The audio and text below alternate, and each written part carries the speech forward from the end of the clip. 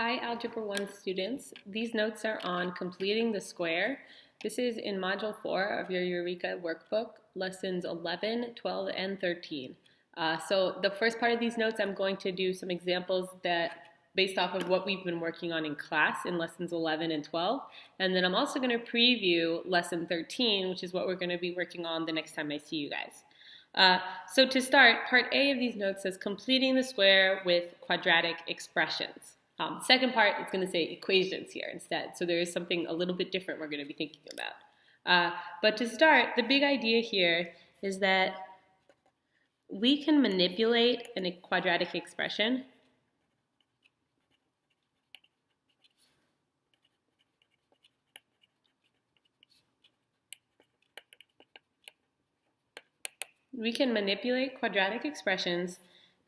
to write them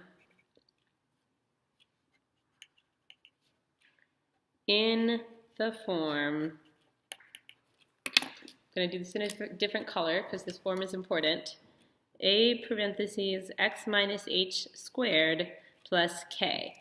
So this a is our same a value, but then we get x plus or minus some number squared, that's our binomial squared, and then plus some extra number, it could be a subtraction here as well. So we can manipulate quadratic expressions to write them of this form by completing the square.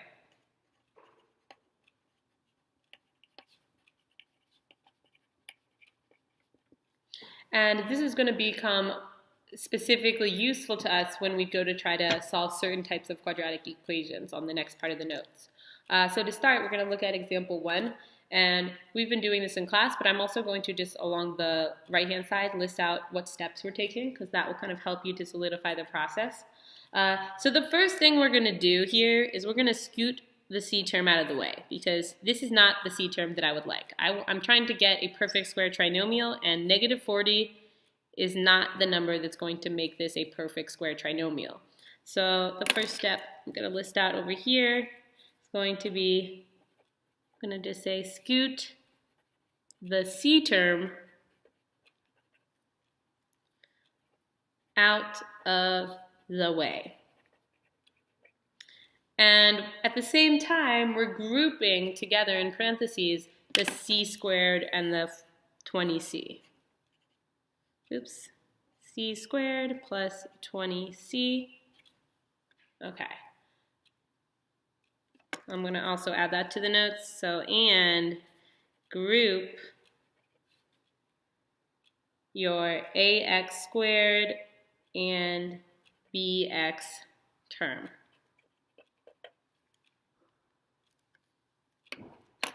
Okay, our next step is going to be to figure out what do we need to add inside of those parentheses in order to complete the square. So some number c is going to make this a perfect square. That's the idea of completing the square. So our second step,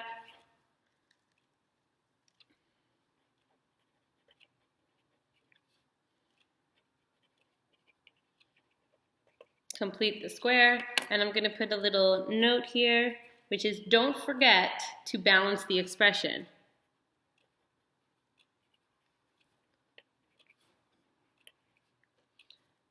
And what I mean by that is whatever we add here, we need to subtract out here.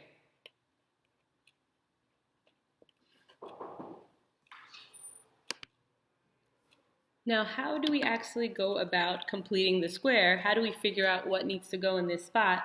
Well, remember, you can either think about the box, so you can fill in the box, making sure to split the bx term into 2 equal parts, or you could do b divided by 2 squared. Okay, so if I do b divided by 2, my b value here is 20, so I do 20 divided by 2 squared, which would be 20 divided by 2 is 10. 10 squared equals 100, right? So that is telling me that the thing I need to add is 100, but I also need to make sure I subtract 100 outside. Now I'm just going to combine my like terms, so we would get c squared plus 20c plus 100 minus 140. So the negative 40 minus 100, negative 140. Now it's time. We've created our perfect square trinomial, so our next step is going to be to factor.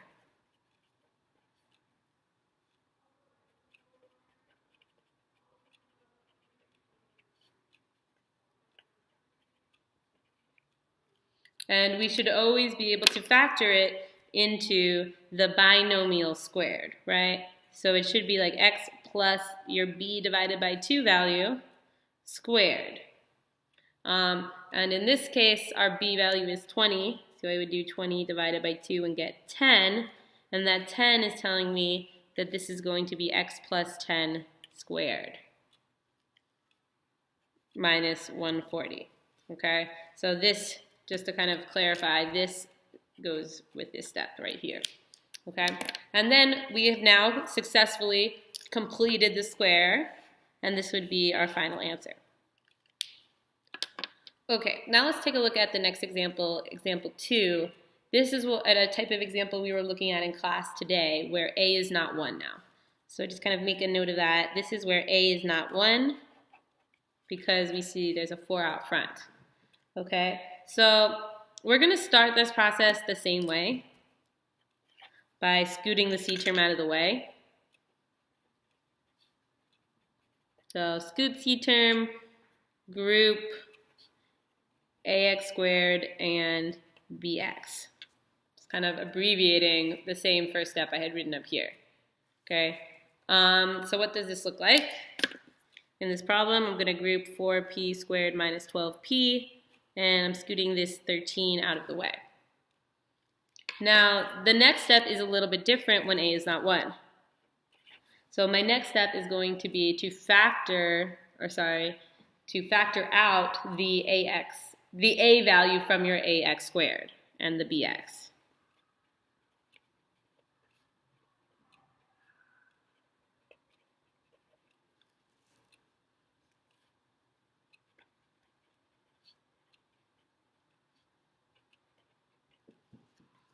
Okay, and the trick to this is that you need to think about dividing the a value into b in order to figure out what would be remaining. And in this one, it's not so bad, but sometimes it's a little bit tricky. So here, the 4 gets taken out of 4p squared. You just have a p squared. 4 gets taken out of negative 12. I have negative 12 divided by 4 is 3. Now I'm kind of zooming in on what's left over in parentheses, and that is where I'm completing the square. So now I'm going to complete the square.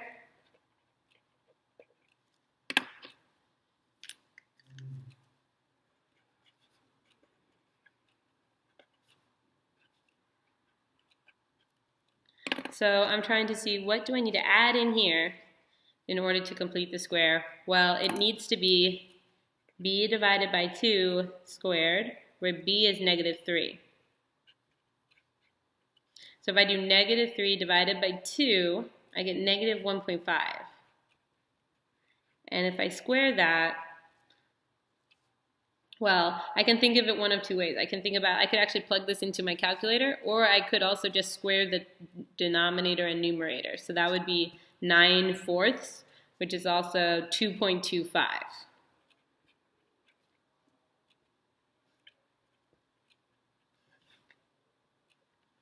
Okay, so what am I adding here? I'm adding that 9/4, or whichever you prefer. You can write it as the fraction or the decimal. And if I add it there, I need to think about what I need to subtract here.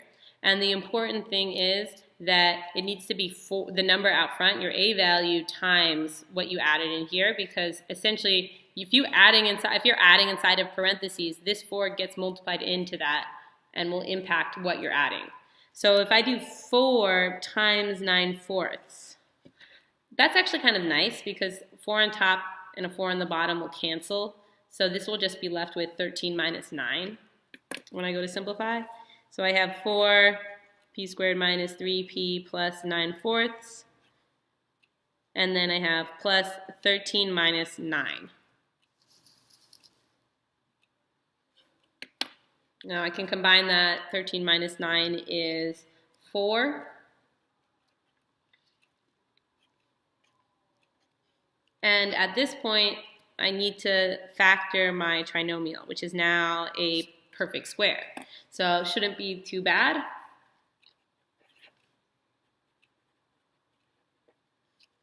So when I go to factor, the 4 is still there. The binomial squared is p. Because this is negative, this is going to end up being negative, and then it's this value divided by 2, so that's negative 1.5, or you could have written just negative 3 over 2 plus 4, and this would be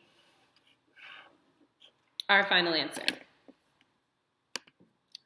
So now we're moving on to part B of your notes, which is completing the square with quadratic equations. And the idea is that if we have a quadratic trinomial or quadratic equation that is a trinomial, like 12 equals x squared plus 6x. This is actually the first example. The only other way we know how to solve this right now is we could try factoring, right? So if I try factoring, I need to set this equal to 0. So I would have to, I subtract the 12 over to the other side. And then I would do the x, and I think what multiplies to negative 12 and adds to 6? Well, there is 12 and 1, but that doesn't add to 6. There's 2 and 6. That's not going to add to 6. And there's 3 and 4. None of those, even if I have to make one of those two values negative, but none of them are going to equal to the sum of 6. So the problem here is we cannot factor, right? So the big idea is when factoring doesn't work,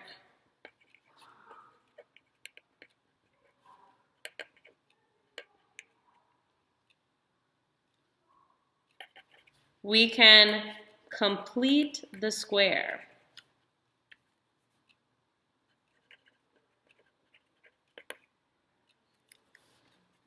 To solve the equation.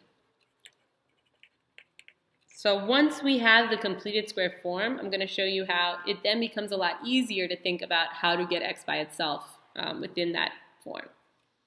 Okay, so if we take now a look at example 3, this is the same problem I just kind of tried to factor but failed. So I'm just going to kind of put a note here. Nothing works, so we remember that. That's why I kind of like showed this. Okay.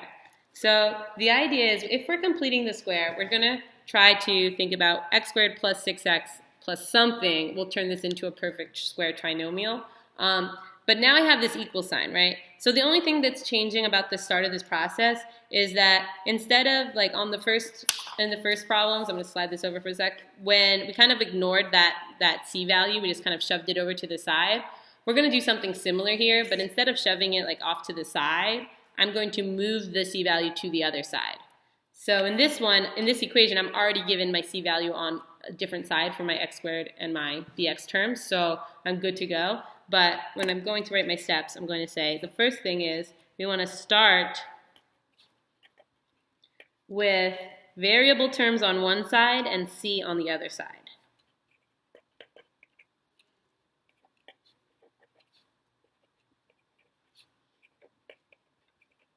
So c is our constant, so the constant on the other. Now, I already have that, so I'm good to go. I don't have to do anything at that step. Sometimes, like if you preview the next one, I don't have my c value over to the other side, so I have to start by doing that. The next thing I'm going to do is complete the square.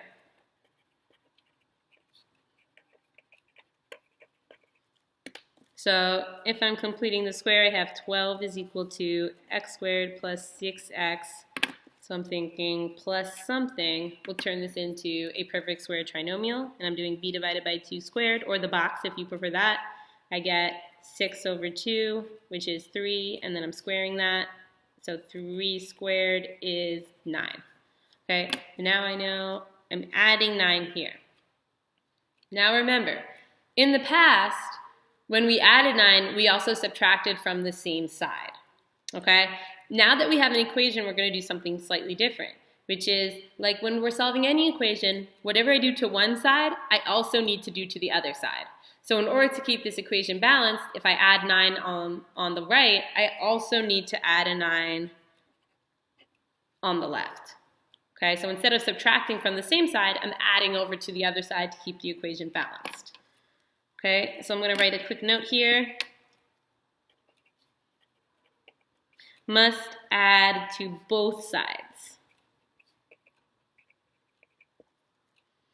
Okay, so now when I combine my like terms, 9 plus 12 is 21, and then is equal to, here I would just have my x squared plus 6x plus 9.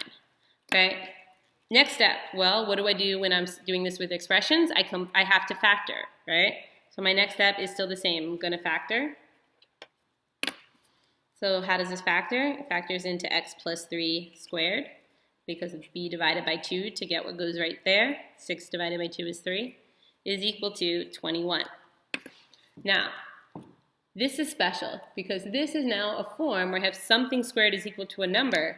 I already know how to solve a quadratic equation in this form. I can solve for x using square roots.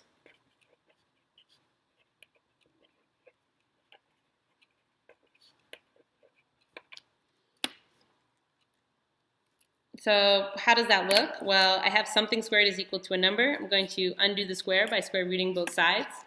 Then I have plus or minus the square root of 21. Don't forget the plus or minus sign, is equal to x plus 3. Because 21 is not a perfect square, I'm like keeping it inside the root. But if it was like something like 16, I could just get plus or minus 4. From here, to continue to get x by itself, I would subtract 3. And my final answer would be negative 3 plus or minus the square root of 21 is equal to x. You want to write the number in front of the root so you're not confused about what's inside the root and what's not inside the root. So now let's take a look at the next problem. Okay, now in this one, remember a is not 1 here. So that means when I go to complete the square, I'm going to have to divide out by a, but that's okay. Okay, so now my first step here is my constant is currently on the same side as my x squared and my bx terms. So remember, like from this, I'm not going to list out the steps again, but I'll refer to them. We want to start with variables on one side and constant on the other. So that means I need to subtract 94 over to the other side. Then I would have 4x squared minus 40x is equal to negative 94. From here, I'm now completing the square, right? Well, since a is not 1, I need to divide out by a. So a is 4. This becomes x squared minus 10x. Nothing changes on the other side. Okay, so now I need to do my b divided by 2 squared, which is negative 10 over 2 squared. Negative 10 over 2 is negative 5. Negative 5 squared is 25. So I am adding 25. And what do I need to add over here is the same thing, but remember that's really a 25 times 4, because there's a 4 out front. So I'm going to say plus 4 times 25. Rewriting this, I get 4x squared minus 10x plus 25 is equal to, well, 4 times 25 is 100. 100 plus negative 94 is 6. From there, I can factor. The perfect square trinomial becomes x minus 5 squared because negative 10 divided by 2 is 5, negative 5. The 4, I bring it down, is equal to 6. All right, at this point, I am ready to now solve using square roots, right? Because I now have my completed square form. So how do I start to solve this? Well, I need to move that 4 away from the x minus 5 squared by dividing by 4. So I get x minus 5 squared is equal to 6 over 4. I could write that as a decimal, or I could simplify the fraction. It would be 3 over 2. My next step would be, now I have something squared equals a number, so get rid of that squared. I square root. I get x minus 5 is equal to plus or minus the square root of 3 over 2. You could also have had that being just like a 1.5 inside of your root. And the last step to get x by itself will be to add 5 over to the other side, and I get x equals 5 plus or minus the square root of 3 over 2. And that would be my value for x. Okay, now completing the square is a really powerful tool because it allows us to solve for x in an equation, in a quadratic equation where it is not initially factorable. And we can't use the square roots method right from the beginning because we have a bx term, right? But once we complete the square, it then turns into a problem I know how to solve. So we will be practicing solving equations in this way tomorrow in class.